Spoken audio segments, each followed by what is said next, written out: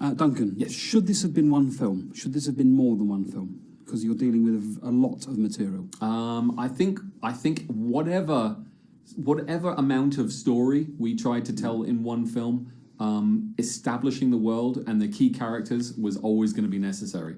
And I think we've done that in a brave and successful manner. We're basically laying the table for what this universe is.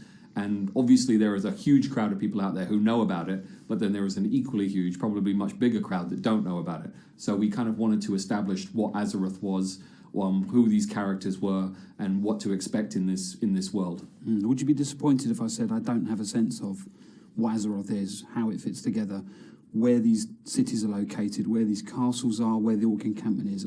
All I feel is that there were moments in a space, and I don't know how they all fit together.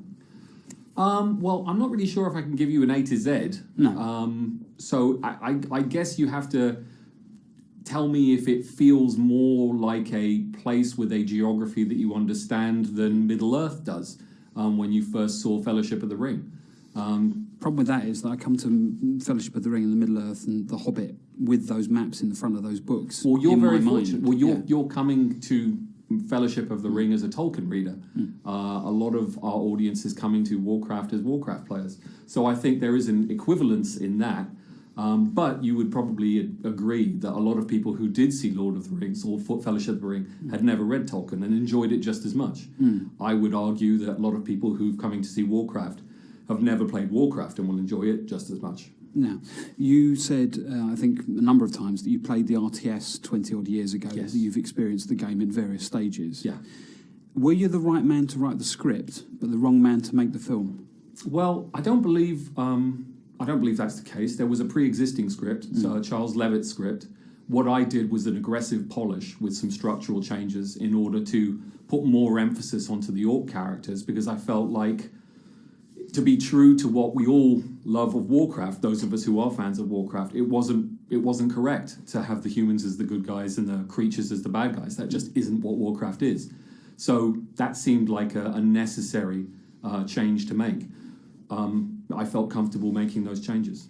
Okay, well, when it starts out, that RTS, it's got a backstory, which is something like, I don't know, the notes that I've got here, this much. Yeah. By now, it's like this. Yeah. Or it might actually be very many more books like this. Yeah. That is almost insurmountable, isn't it, in a film, to get that amount of It would be backstory. insurmountable if I was trying to tell that book as a movie, but I'm not. I've taken an incredibly thin slice of 20 years of storytelling. Essentially, what we're telling is the story of the orcs who've left their homeworld because it's no longer a place that they can live, and they travel through a portal and find themselves in a world of Azeroth that already has a pre-existing civilization. That's the entire breadth of our time frame that we're telling our story about. It's essentially the portal opens, they come through, our humans stop the portal. That's it. That's the whole story. And on the scale of storytelling of Warcraft, the 20 years of storytelling, it's a tiny, tiny slice of that. Yeah. The issue I have with Medivh as a character is that he's, well, with spoiler territory, he's corrupted by something. We don't quite know how or what. Yeah. I don't think that was developed enough to be pulled through the story. I didn't feel like I knew why that character had gone from where he was to where he ended up. There were a lot of very good characters in there and very sort of well-structured backstories, and I could feel the backstory pressing against the film, but I couldn't access it. Now, having recast the orcs as sort of more than just brute animals, and with their own problems of Gul'dan, the sorcerer, and what he's doing to them, and all those played out. If you'd concentrated, let's say, on the orcs and had the humans as just the good guys who were off camera, would you have been able to deliver a film that was more sort of coherent, had more of a sense of location, of place?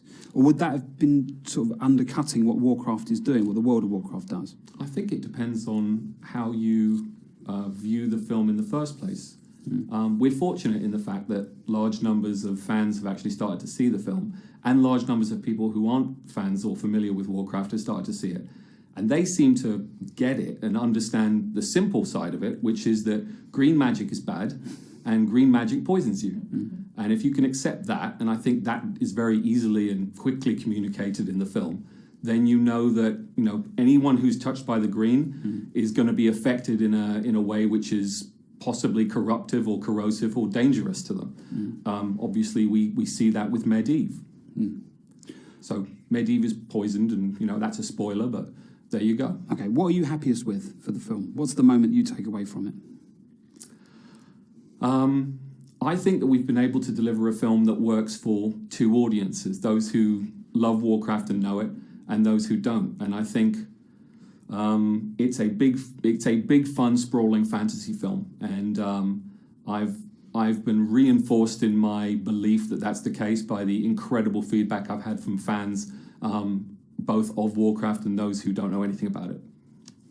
Yeah, cool, lovely. Thank you very much. Okay. For your time. No, it's excellent. Thank you for your time. Yeah. All right. Yeah, good.